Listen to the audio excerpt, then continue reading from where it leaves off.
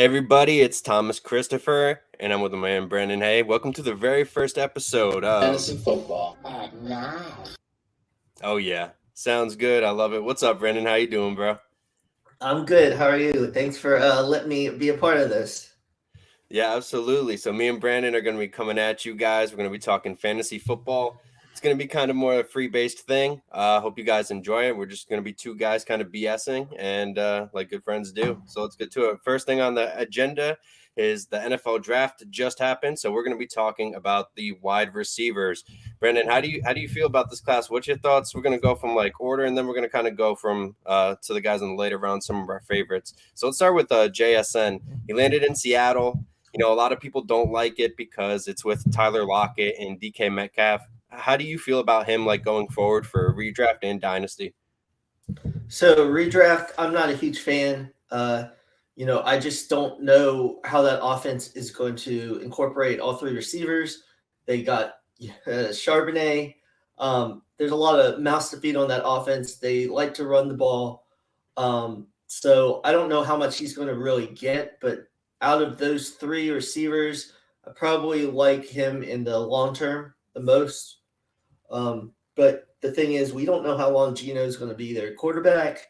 So we'll see with that. But I think JSN is going to have his games. I just don't think you're going to be able to depend on him his rookie year, game in and game out. I basically agree with that. And like the thing is too, we don't know if Gino's going to be able to replicate last year. They're certainly trying to help him do as good as he did last season. But with DK Metcalf and Tyler Lockett there, JSN's not a good guy for redraft. I agree. How do you feel about like his dynasty prospects? Do you think he can like take over that Tyler Lockett type of role, or how do you think he fits in that Seattle offense? See, it's interesting because if they have three wide receivers like this, because they were running they've in the past run a lot of two tight end sets. So I'm wondering if they're going against that now, since they have three legit receivers, or is there going to be more of a rotation, or maybe they just think Lockett's had some injuries in the past and he's getting older. Maybe they're just preparing for that. I'm really interested, in camp in preseason, how they're going to deploy this offense, or how much we're going to see this offense in the preseason. We might not truly see what they're going to do until the regular season starts. Yeah, that's kind of where I'm at too. I think I told you like privately through text and stuff that I think JSN's going to be like the big bust out of him, Olave, and Garrett Wilson. So it's going to be interesting to see how that works out. I hope he does well, but it remains to be seen. But I want to talk now about my favorite wide receiver one, my boy Quentin Johnston, who found his way to the Los Angeles Chargers. How do you feel about that situation going forward? I think it's one of the best situations that could have happened for him, but he's another one. I kind of think he might be more consistent than JSN, just because the Chargers like to throw the ball. They've got Justin Herbert, which, in my opinion, and most people's opinion, is way better quarterback than Geno Smith. And they should try to throw the ball down the field. Mike Williams hurt all the time. Keenan Allen's hurt all the time.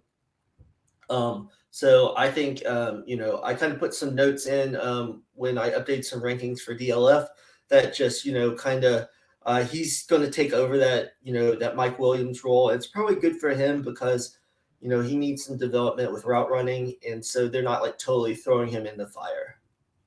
No, I completely agree. So I was watching when I was watching the NFL draft, I was watching it through the Pat McAfee show on the YouTube live stream, and they had Tom Telesco, the Chargers GM, on there after the Quentin Johnston pick, and he basically described Johnston as like the big downfield threat. A lot of the stuff he was saying was implied to me that he was going to replace Mike Williams. So if I'm thinking about that going forward, it's kind of the same thing with JSN this year. Like, we don't think he's going to produce as well as he could if he was the guy, crowded wide receiver room. But I think like next year, I don't think they keep Mike Williams. He restructured his contract, so it's more friendly this year, but they have an out after this year. So I think they're going to probably utilize that out. Like he fractured his back or something week 18, I think, right? And missed a playoff game against the Jaguars. So I think that Thank they're kind of done goodness. with. I was glad he missed it. Oh my God, dude! Imagine. I don't think that comeback would have happened if they had Mike Williams there. Well, they played players in that game that was meaningless the last week of the season, and it really cost them. There's a couple injuries. So I know this isn't really a wide receiver, but what do you think is going to happen with your boy, Austin Eckler? Dude, I don't know. He's here. He demanded a trade. He doesn't want us to be there. I mean, I don't know. That's rough. They didn't even draft a running back this year. So what are they like? What's the plan there? You know? I mean, unless they feel pretty good about Isaiah Spiller, which they apparently didn't last year because they wouldn't let him play. Right. So in that case, I mean, they might, it might be a lot of passing. So um, I do think for Quentin Johnston and Jason, Quentin Johnston might give you a little higher floor just because he's the bigger body. So he's probably get more red zone targets. So he could get more touchdowns than JSN. But I think JSN might get more catches, possibly. But yeah, both of those are more dynasty for me. Yeah, I absolutely agree. And kind of another guy who he comes into a bit of a crowded wide receiver room. Not really, but he goes with the best wide receiver in the NFL right now, Justin Jefferson. That's Jordan Addison with the Minnesota Vikings. I think he could eat this year. I really do. Even though he's in a bit of a crowded spot with Jay Jets and Hawkinson at tight end. Can't really forget him. I think he's going to get utilized a bit more than the other guys. What's your opinion on that situation? Yeah, I think he went to a perfect spot too. RIP KJ Osborne, for that short amount of time where he was going to be the second wide receiver there.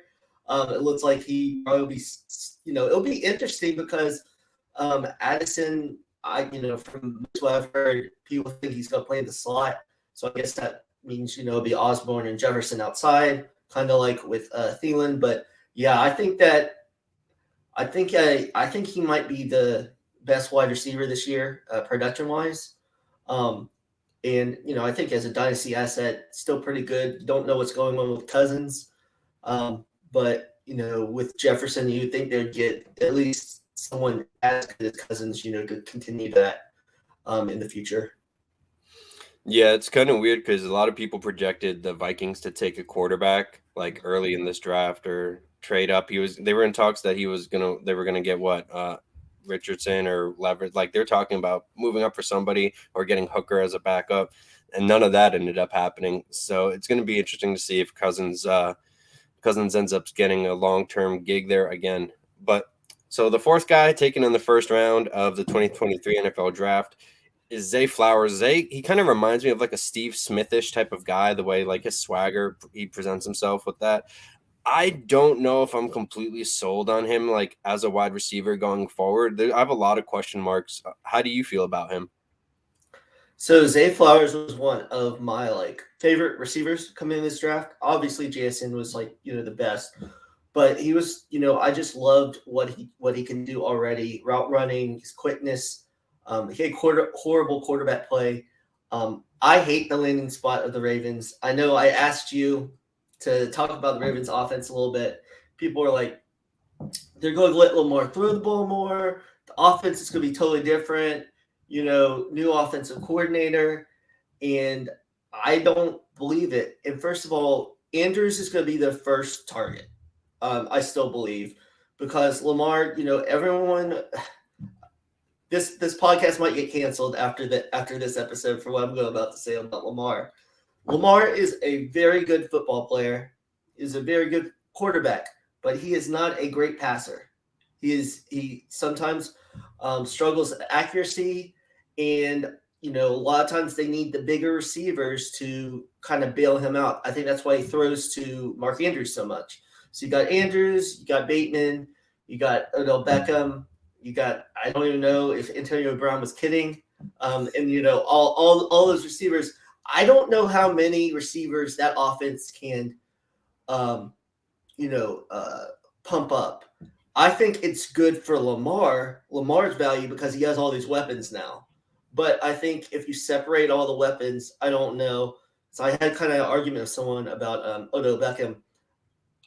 Odell Beckham didn't just come there just to get a couple targets a game. I mean, even if his talent is gone, he's going to demand the ball, a certain amount of time. And I don't think Lamar would have made that big stink about it if he's not going to throw the ball to him. So it's going to be interesting how they do that. But I think people are a little, the expectations for the Todd Monken offense, I think they have them too high. I don't disagree with you. So, I mean, as you pointed to, people say that the offense is going to change a lot. I don't necessarily agree with that either because if you're going to be the offensive coordinator of the Ravens, you have to play to Lamar's strengths. Otherwise, you're going to lose games. You know what I mean? Like Lamar can't make certain throws that other guys can make, and that's just the fact of the matter. It's not hate on Lamar, like you said. He's a great quarterback, great player in the NFL. He's not a great passer. He's a great fantasy asset for sure. But I think the detriment of that is because he's such a great fantasy asset and he doesn't have the passing capabilities that everybody else on the offense, besides maybe J.K. Dobbins, their fantasy value has a ceiling to it, and it's not like an astronomical ceiling that you would expect. I agree with your point. I think Mark Andrews is probably still going to be the guy there. And I agree with you about Odell Beckham, too. He's not going to sign that contract that he signed just to get 60, 70 targets. He's going to command close to 100 targets this season if he stays healthy. And, Rashad Bateman's still there. Who knows how that's going to work out. But Zay Flowers definitely has like an uphill battle for a guy that I thought was a terrific route runner coming out of college. And he definitely fits like that Ravens persona with like the Steve Smith kind of thing when he got there, just that tough attitude.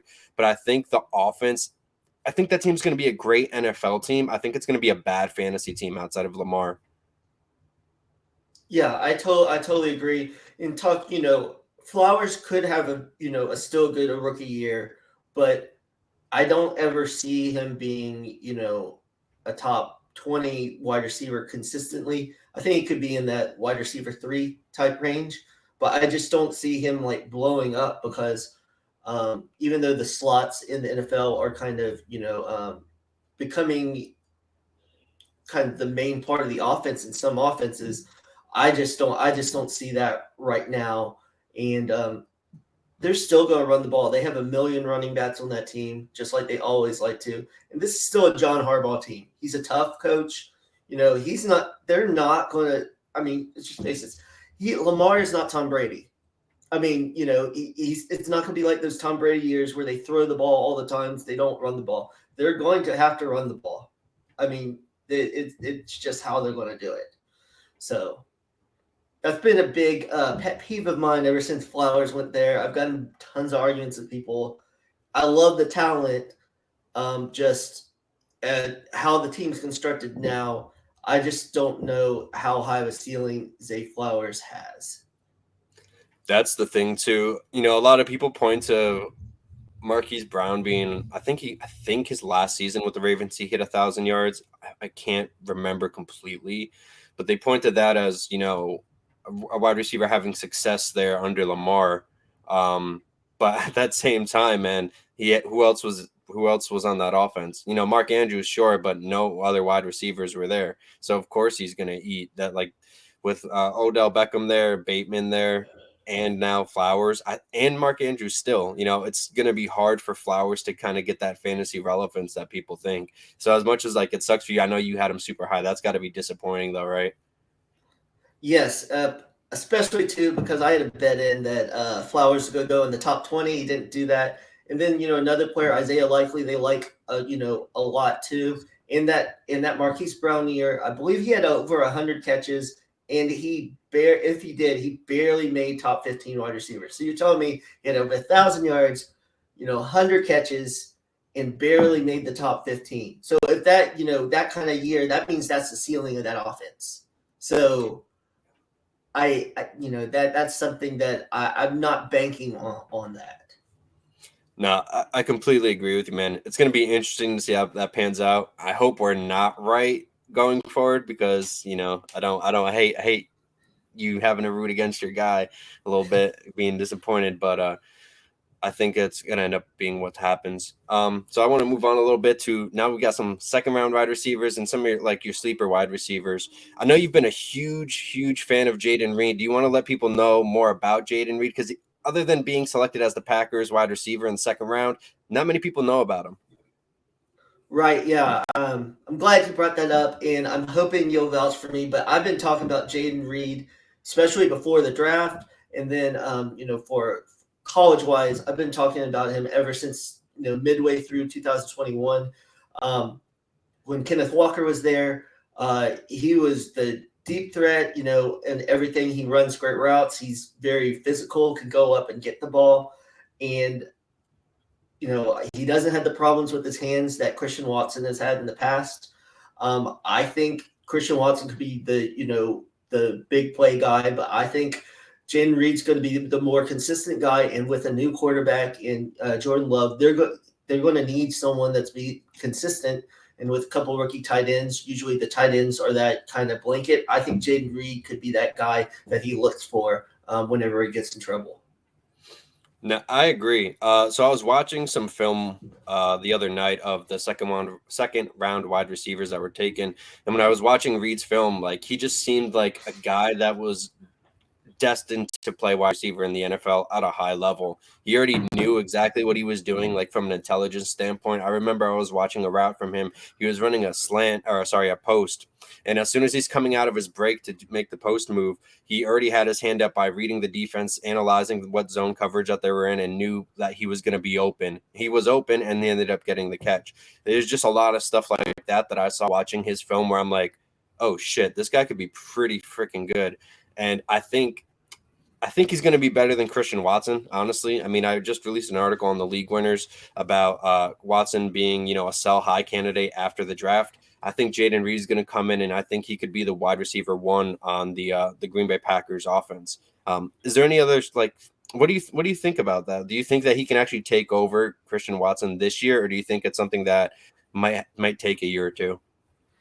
I think they're probably going to be pretty close because I mean, it's just interesting what LaFleur is going to want to do, because with Rodgers, he was more towards running. So is he going to go even more towards a running game? Obviously, Jordan Love is going to run more than Rodgers, I believe. And they just added those two tight ends. They added a lot to that offense. So it's going to be interesting. Romeo Doubs, it definitely takes a backseat now. I was actually excited for him last year, but he showed a lot of inconsistency. But I definitely think Reed could do that. But, it obviously helps Watson that, even though Rodgers isn't there, he's been in the building, and already has a year up on Jaden Reed. I agree. So we talked about your favorite wide receiver in that that day 2 second round kind of thing. My guy is Josh Downs, who I think I was texting you, like freaking out, like how is he still on the board as we were going into round 3? He finally got taken by the Indianapolis Colts, which at that point probably was one of the best landing spots he could have had, depending on how Anthony Richardson, he pans out. But there's really not that much competition for targets there with Michael Pittman as the big X wide receiver. Obviously, Downs goes in as the slot. And he had an excellent career at UNC, which makes me surprised that him and Sam Howell now both slipped so far in the draft. What are your thoughts on Downs? Yeah, I really like Downs. And so before the draft, people were talking about he didn't have a lot of top 30 visits. And that was, a lot of people were saying that was because, everyone knows what you get with Downs. But I've heard in the past that they didn't necessarily love that offense scheme-wise at North Carolina about the translation to the NFL, and that kind of shows with Downs, because Downs was amazing at North Carolina. But like you said, this was one of the best spots for him, and I think he still has good value. Even though he slipped behind a lot of receivers that I don't think he should have. Yeah, I agree with you. He went to the point where I'm like, okay, these guys shouldn't be taken before him. I think who was Dell taken before him? Yes, Dell was taken. I really like Tank Dell too, and I think it's important too because CJ Stroud asked for him.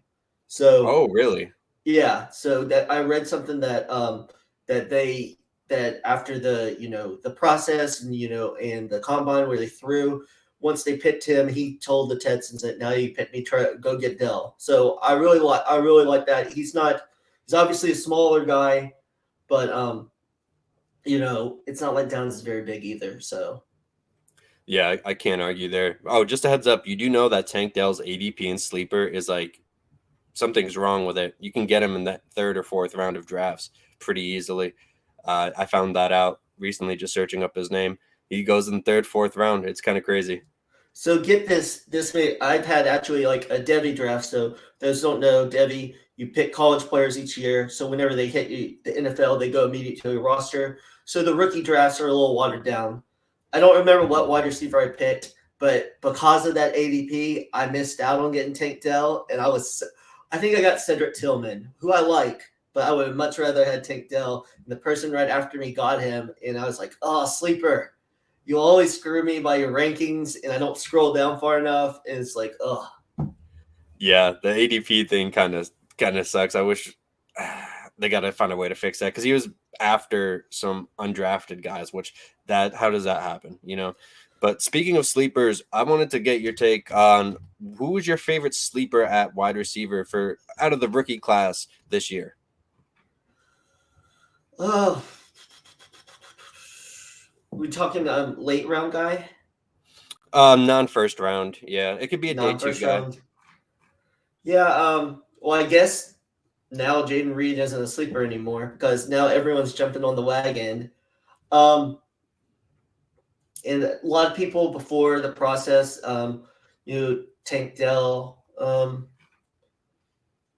I still think Cedric Tillman is better than Jalen Hyatt for what the Giants wanted. I guess they wanted a speed guy, so I get that. But people worried about the Browns. That loaded receiver room.